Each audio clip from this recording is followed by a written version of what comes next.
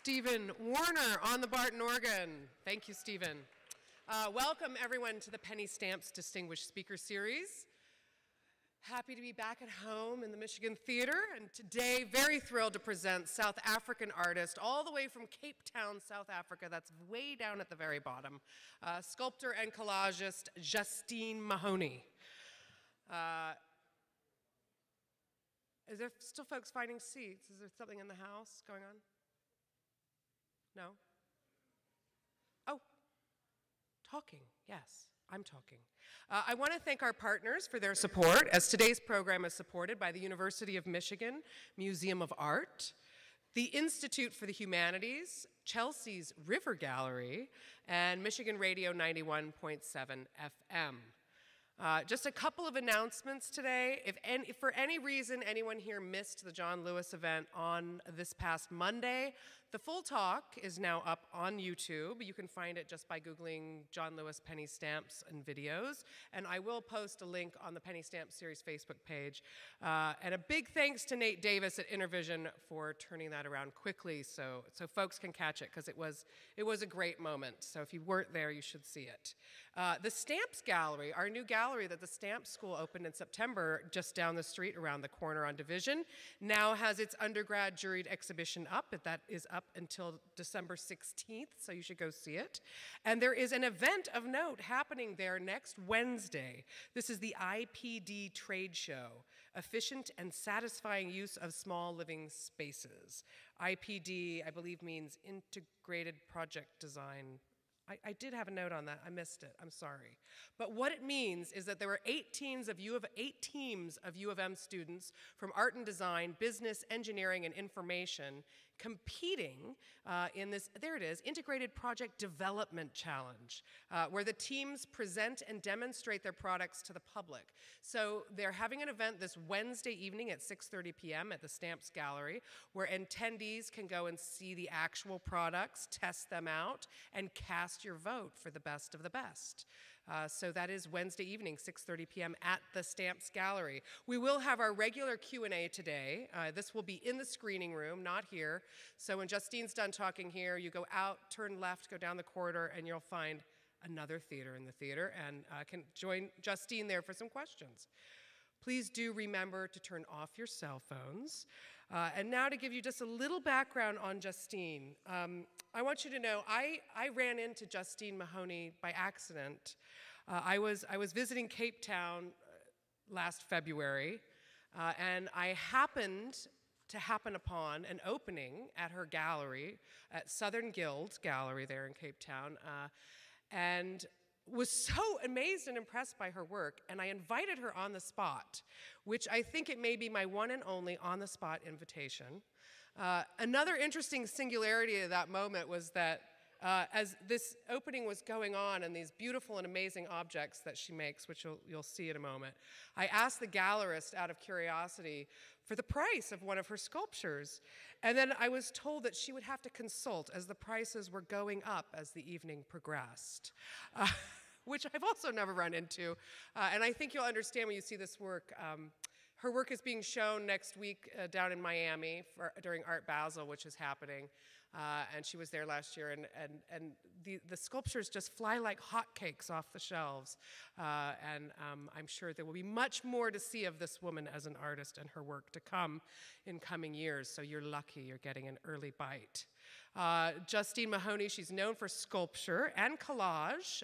She's captivated audience with their deceptively innocent approach to exploring the dark side of human existence, drawing inspiration from the disparate realities of growing up white in 1970s Johannesburg during some of the most tumultuous decades of South African apartheid. And she's deeply influenced by all of this in her childhood experiences. In Tainted, her 2017 exhibition, Mahoney explores emotional and physical states of struggle through convoys of toy-like sculptures. These childlike figures, referred to the artist as an army of soldiers, offer an inspired view into this world of fantasy with themes centered on her own observations of gender, landscape, aspiration, and oppression. I portray emotional states like resilience and braveness in the face of adversity and see my child soldiers as standing steadfast and strong. Their role is to bring on a sense of one's own ability to move forward through extreme situations. Julian McGowan, who is one of the directors of the Southern Girl Gallery, aptly describes her work as Malice in Wonderland.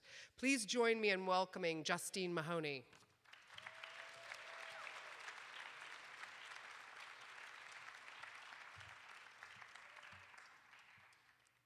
Hi, everyone.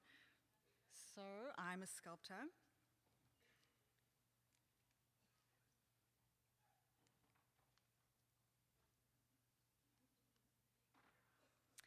And I come from Cape Town, South Africa. I also come from the land of make-believe.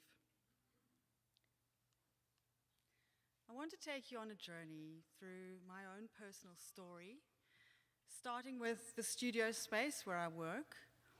I'll then move you through how I see my country using collage. From there, we'll go into my past, followed by the people and things that have influenced me.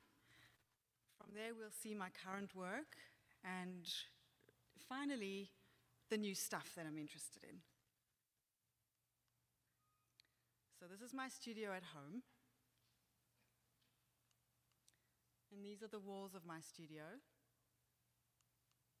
where I collect my inspiration.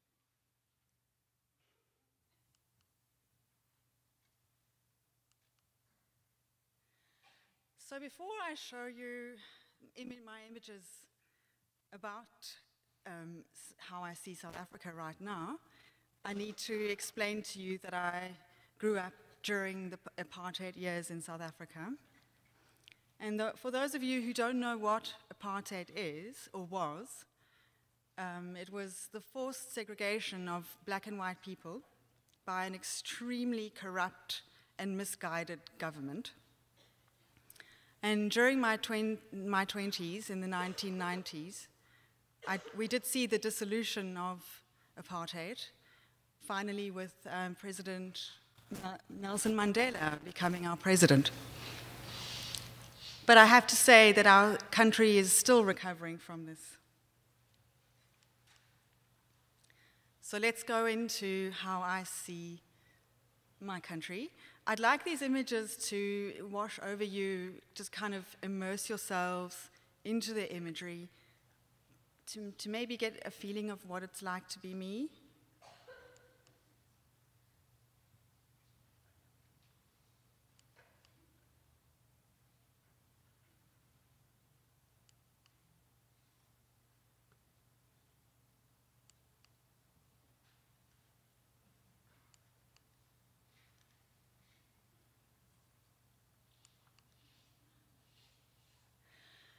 So I can say to you that South Africa is an extremely schizophrenic place. It's intense, it's wild, it's extremely exciting, and I couldn't imagine myself living anywhere else.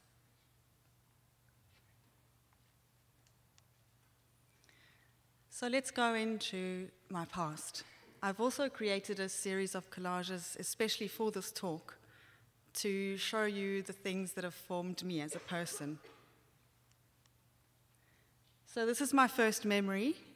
When I was 3 years old, I had a bone-degenerating virus in my left leg, and I was in and out of hospital for that year. The thing that saved me during that time was sitting on my bed and drawing, and so that it kind of ignited my creative force. It's the only thing that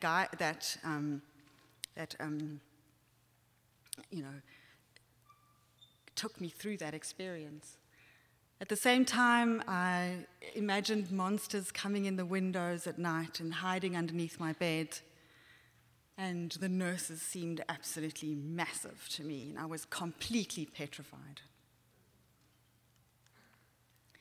My second strong memory is of when I grew up in the suburbs of Joburg, and I would walk home from school and then go and sit on my nanny Lizzie Mayema's bed in the afternoons and play with my dolls or do my homework and listen to her talking with her friends from the neighborhood and listening to the radio.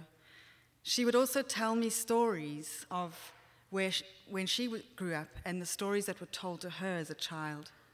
So I got a lot of African mythology and folklore. You will also notice that her bed is propped up on paintings because of a small gremlin-like creature people still believe in today, called the collaged.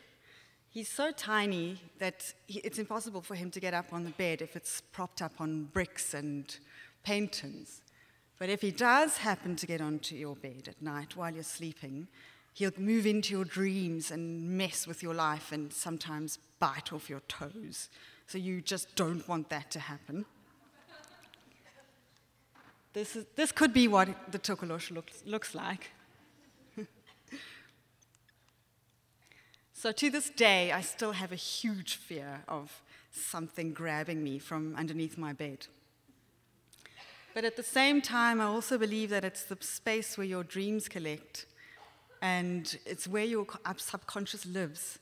It's a place that I feel that I need to go to. It's really scary, and I'm okay with that. I need to go there to make the work that I do.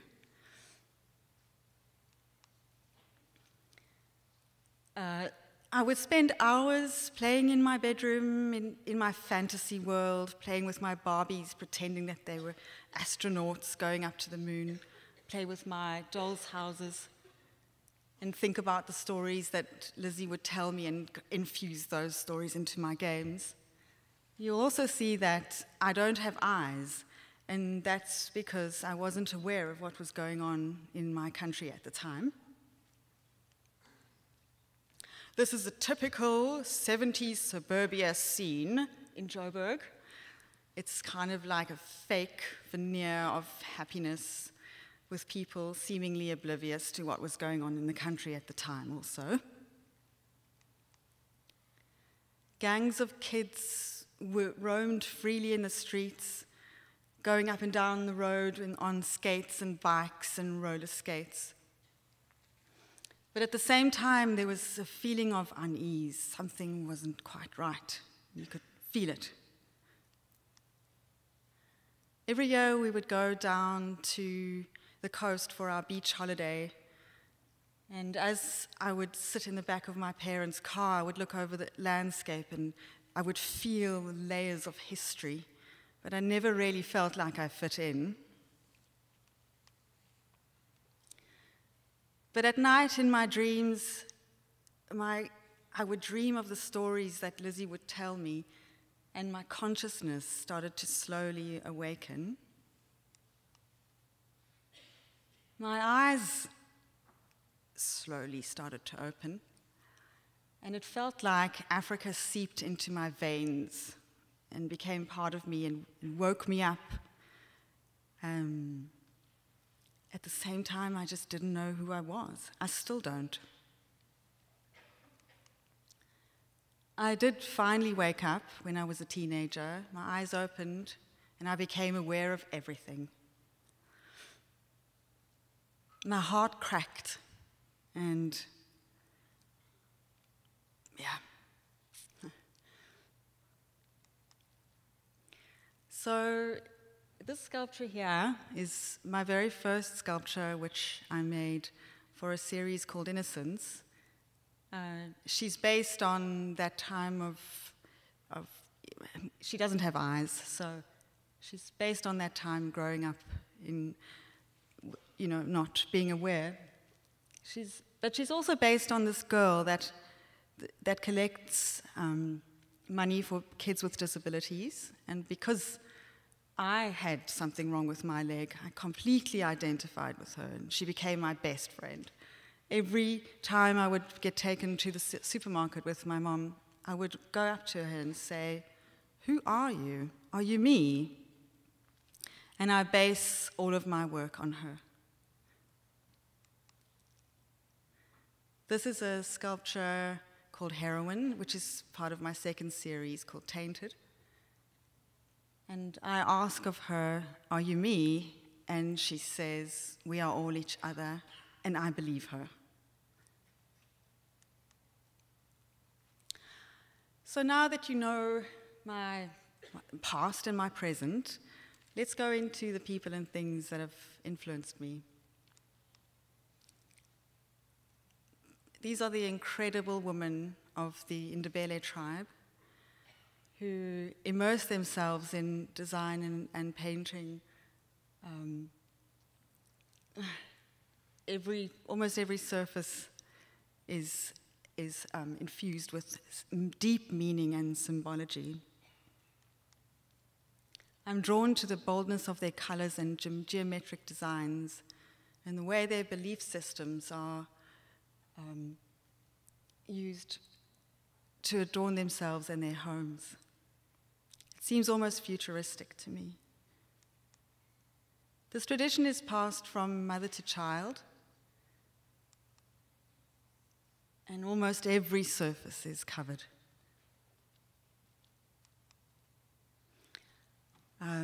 As a child, I read countless amounts of comics and watched, I still do today. Cartoons have become part of my consciousness.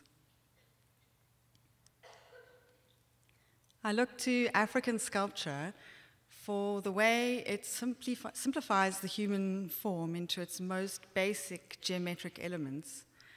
But to me, it also feels like these pieces contain the human spirit, not only the human form. So this was an iconic moment for most people. It just opened our consciousness up to the possibility of traveling into space.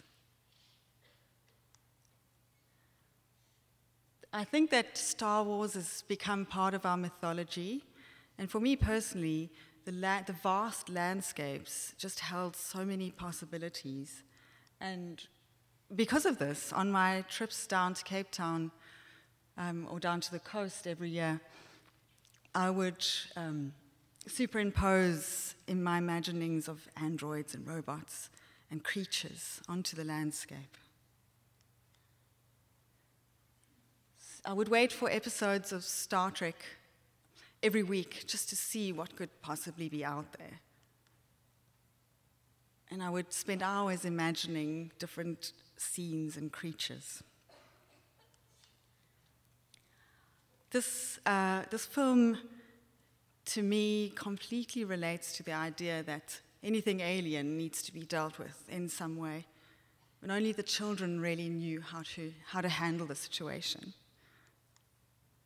And because of this, I could then superimpose my imaginings onto the suburban streets of Joburg, not only the Karoo landscape. This film, District 9, was set on the outskirts of Joburg, depicting an alien race cordoned off within a township.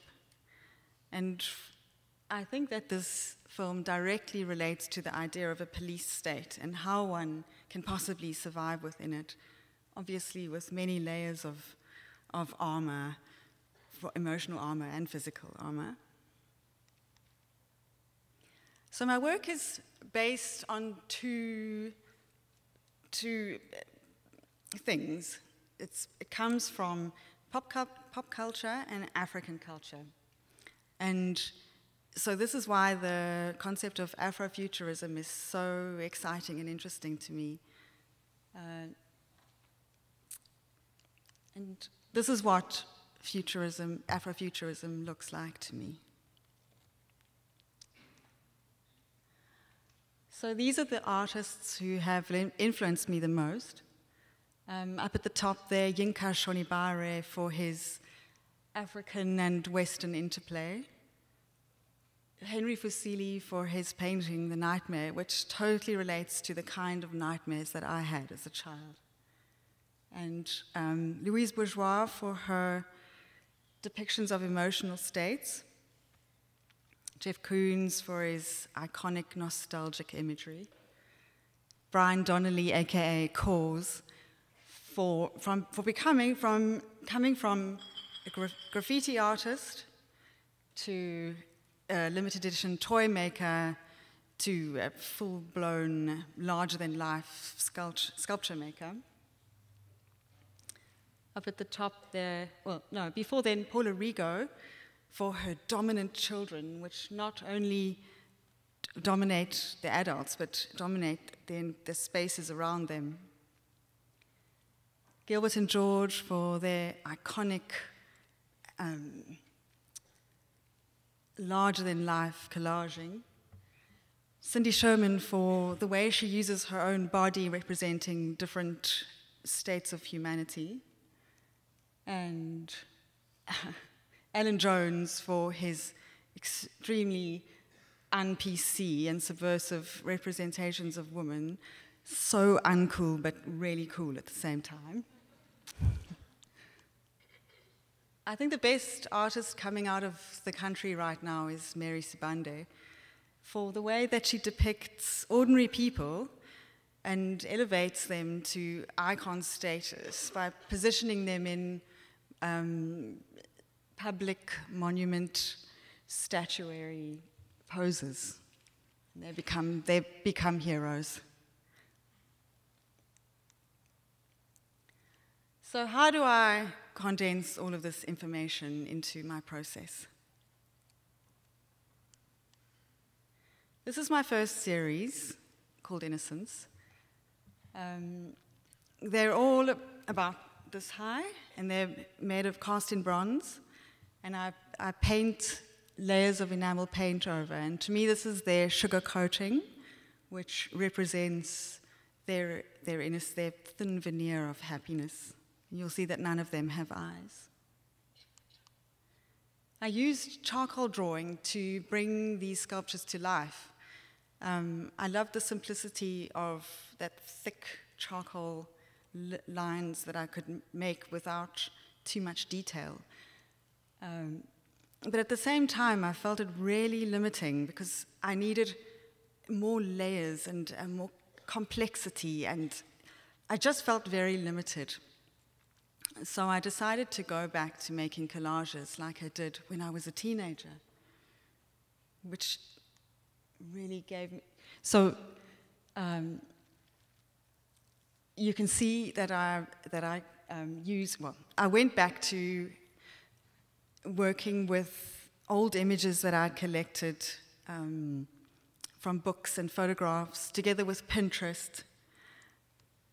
And I would categorize, I still do categorize, these images into heads and bodies and legs, and I switch between all these categories to form my collages. Almost like the game that you play when you're a child, where you get that surprise when you unroll the hidden rolls of paper to form this surprise drawing. So by now, I'm sure you can tell that I have a huge imagination, and the only way that I can ground myself is by putting my hands onto clay. It earths me and grounds me. So this is my happy place.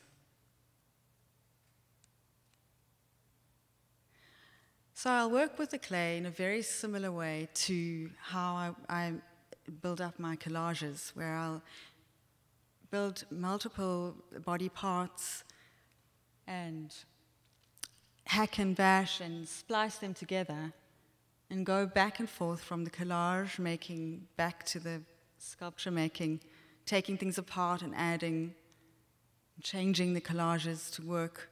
So they kind of guide each other, the collages and the sculpture. And I'll finally land up with a piece that looks like this.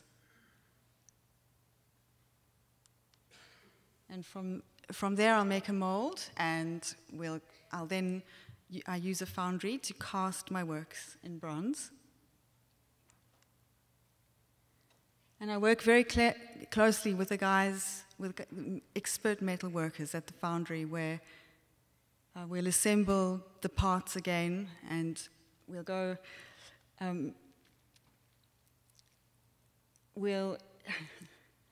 it takes kind of hours to work together, where we'll assemble the pieces and get the exact position right and weld them together.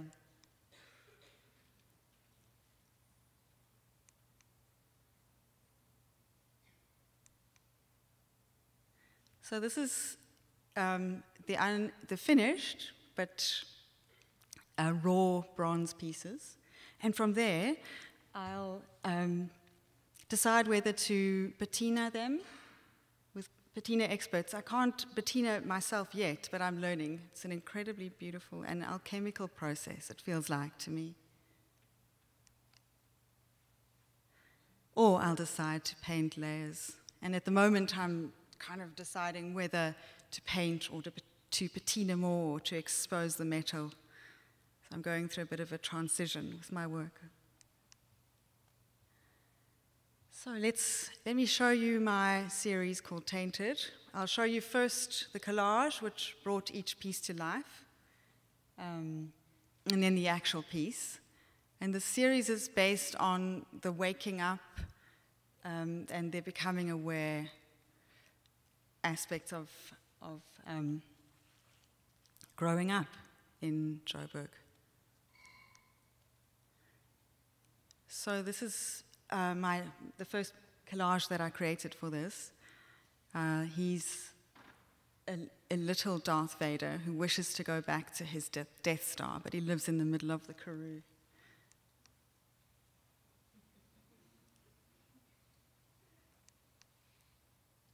So this is the collage which brought my sculpture heroine to life.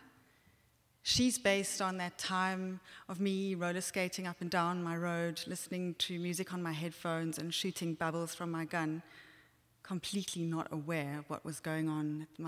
The roads were burning and people were burning. But she did stop, and she did see, and her heart is golden as it shows on her face. This is my Lolo space traveler, and he's part astronaut, part African sculpture, part spirit, and part robot. And he hangs around the Top Star Drive-In on the top of a mine dump in Joburg, watching sci-fi movies. He is all-seeing, and he looks out for his spirit twin up in the sky, who is intergalactic wanderer. She's also an astronaut, and part spirit, part African sculpture, and part Barbie doll.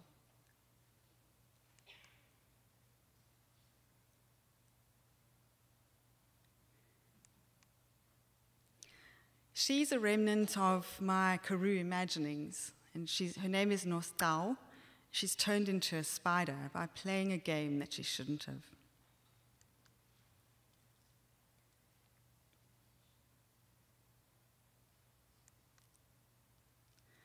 This boy is called Hands Up, and he walks the streets of Joburg suburbs. His hands are up, and he was shot in the back 12 times for being in the wrong place at the wrong time. This is Pau Pau. She's so strong that she slayed Goliath just by looking at him. She wears a wrestler's mask and boxing gloves for protection, but she definitely doesn't need them. She is called Initiation, and she's going through puberty. Her entire universe is imploding, but she has the Powerpuff Girls to protect her from female circumcision.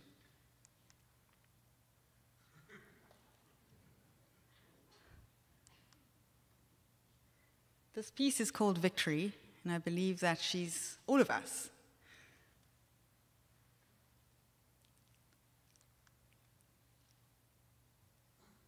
She's dragged herself out of the township holding a teddy bear and an AK-47.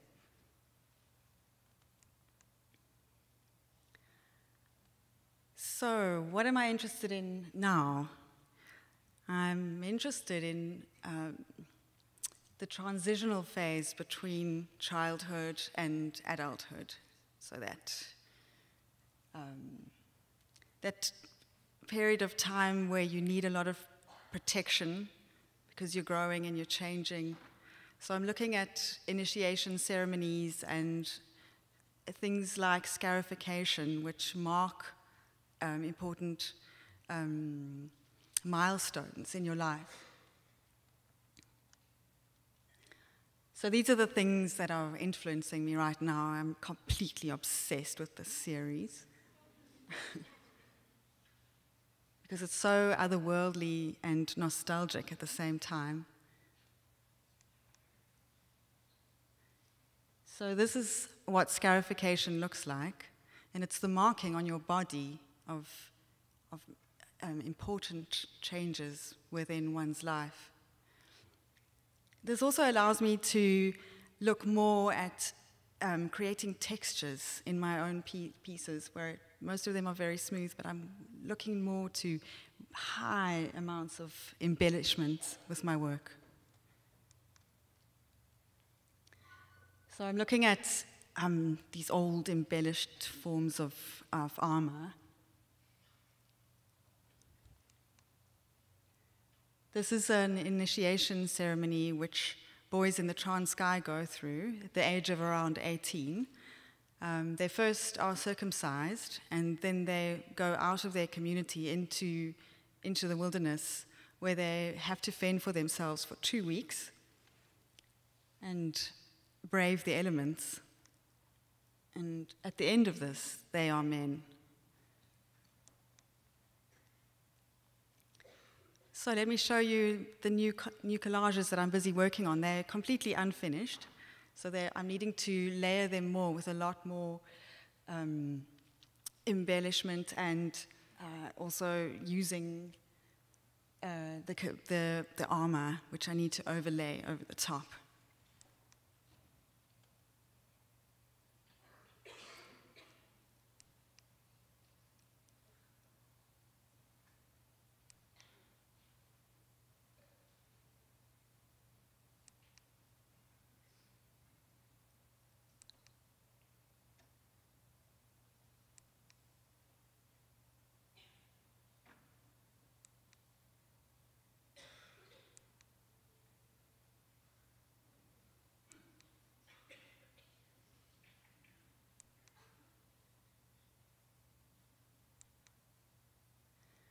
So I have one more thing to show you,